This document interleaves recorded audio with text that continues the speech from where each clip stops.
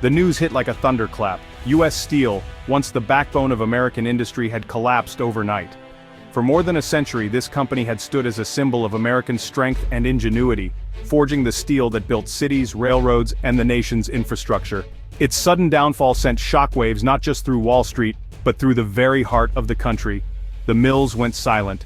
Thousands of workers were suddenly jobless, and entire towns lost their economic lifeblood. Streets that once bustled with shift changes and the hum of industry now echoed with uncertainty and fear. Generations of families who had relied on steady paychecks from the mill faced an uncertain future, their livelihoods wiped out in a matter of days. This wasn't just a bankruptcy, it was the fall of an American icon, leaving the nation stunned and searching for answers. Headlines screamed of disaster, and workers gathered outside the gates hoping for news, for answers, for some sign that this nightmare could be reversed. But the reality was inescapable. An era had ended. Ironically, the very tariffs meant to protect U.S. Steel had become its undoing.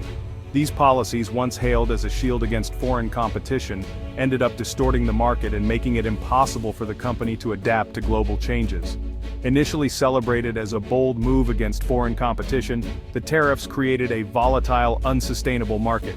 Prices soared, supply chains fractured, and uncertainty gripped investors and workers alike. What was meant to be a lifeline became a trap. Communities that depended on steel faced immediate devastation. Families lost homes, local businesses shuttered, and a proud legacy vanished. The ripple effects were felt everywhere. Schools lost funding, hospitals struggled, and the social fabric of entire regions began to unravel. The promise of protection turned into a nightmare, exposing deep flaws in the nation's economic strategy. Workers who had trusted in the system now found themselves betrayed, their voices rising in protest and desperation. If a giant like U.S. Steel could fall, what did that mean for the rest of American industry? The collapse sent a chilling message to other sectors. No one was truly safe from the forces of globalization and policy missteps. The collapse became a stark warning about the unpredictable consequences of economic protectionism. It showed how quickly fortunes could change, and how policies meant to help could backfire with devastating results. It wasn't just one company's crisis, it revealed vulnerabilities in the entire U.S. economy and global trade system. The world watched as America's industrial might faltered, raising questions about the future of manufacturing and the nation's place in the global order. The nation was forced to confront a painful truth. Policies meant to shield can sometimes destroy. Leaders, economists, and everyday citizens alike were left to grapple with the unintended consequences of decisions made in the name of protection. The shock set the stage for a broader reckoning about who really benefits and who pays when a country tries to wall itself off from the world. The collapse forced a national conversation about the true cost of isolation and the importance of adapting to a changing global landscape. The American industrial landscape would never be the same. The ruins of U.S. Steel stand as a somber reminder of what can be lost when policy, industry, and community fall out of balance. A lesson that will echo for generations to come. The steel tariffs were born from a simple promise, a pledge to protect American industry and the workers who built it. For decades, steel has been the backbone of American manufacturing, shaping everything from skyscrapers to cars. But as global competition intensified, that foundation began to crack. The goal was clear: protect American jobs from a flood of cheap, subsidized foreign steel that threatened to undercut local producers and put hardworking Americans out of work. Politicians and industry leaders pointed fingers at countries like China, accusing them of dumping steel at artificially low prices.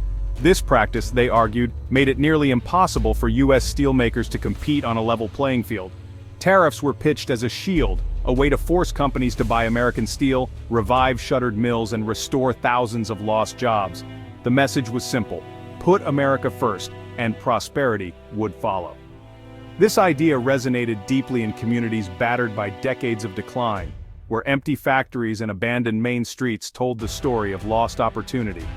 At political rallies across the Midwest, leaders promised a return to the glory days of American manufacturing.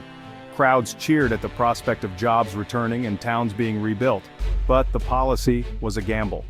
While it aimed to boost steel producers, it largely ignored the vast network of industries that rely on affordable steel: automakers, construction firms, and countless small businesses. The hope was that a stronger steel sector would lift the entire economy, creating a ripple effect of growth and prosperity that would reach every corner of the country. Yet the architects of the tariffs overlooked the complex web of connections. Higher steel prices meant higher costs for manufacturers, builders, and ultimately, consumers. The very shield meant to protect jobs risked putting others in jeopardy. The singular focus on saving one industry set the stage for a cascade of unintended consequences as businesses struggled to adapt to rising costs and shrinking margins. For many, the promise of protection turned into a new wave of uncertainty.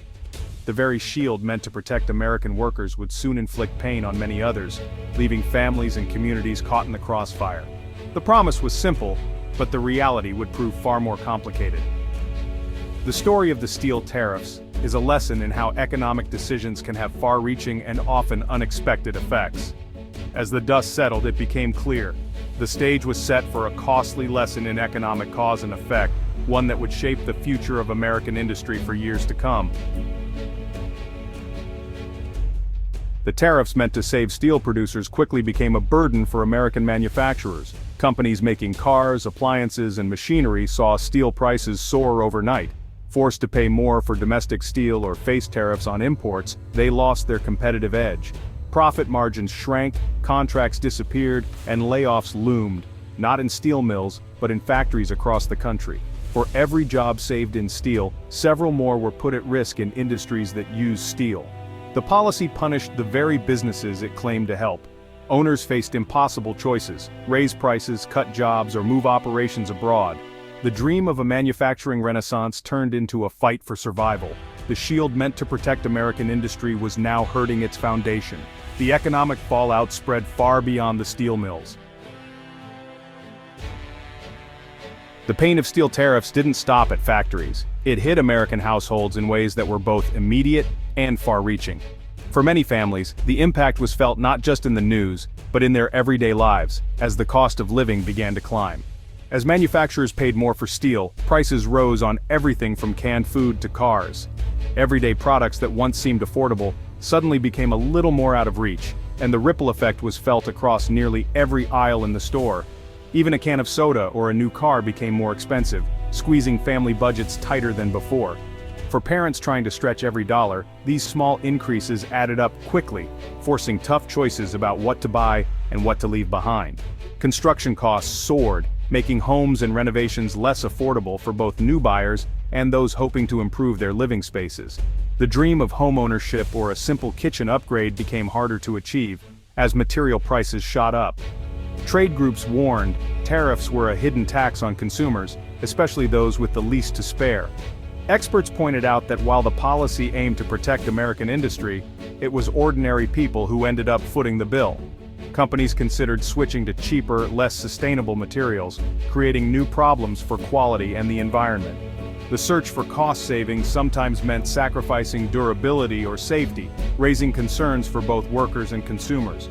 The policy meant to help workers ended up raising costs for millions, affecting not just those in the steel industry, but everyone who relied on affordable goods and services. The intended protection for one group became a burden for many others. Lower and middle-income families felt the pinch most, as essentials grew pricier and paychecks didn't stretch as far.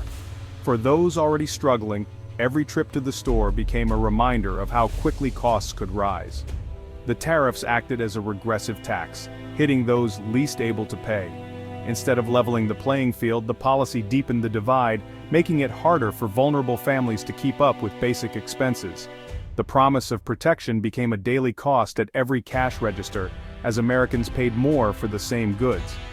What was meant as economic defense turned into a new source of anxiety for millions. The lesson is clear: you can't wall off one industry without consequences for all. Every policy choice sends ripples through the economy, and in the end, it's the American consumer who carries the weight. The U.S. steel tariffs sent shockwaves through the global economy. Europe, a key ally and exporter, saw the move as a betrayal and threatened swift retaliation.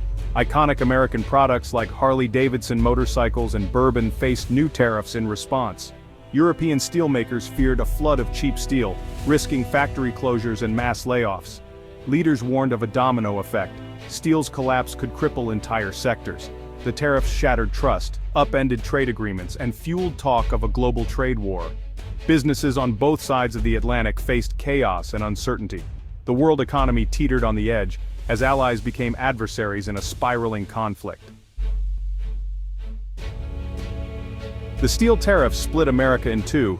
Supporters saw them as a patriotic stand for workers and industry, willing to endure short-term pain for long-term gain. Opponents, economists and business leaders, warned of inflation, job losses, and damaged alliances. The debate was about more than economics. It was about America's place in the world.